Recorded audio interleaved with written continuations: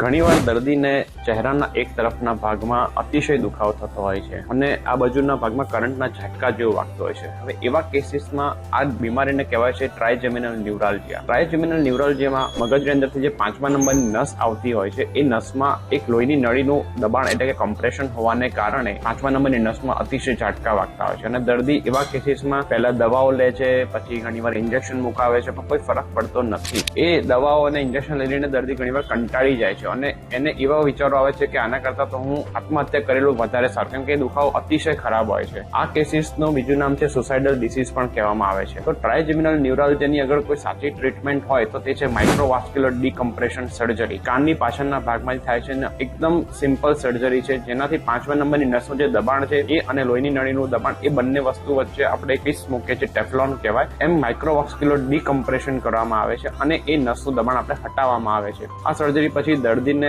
અભૂતપૂર્વ સુધારો થાય છે અને એકદમ સારું રિઝલ્ટ મળી શકે છે.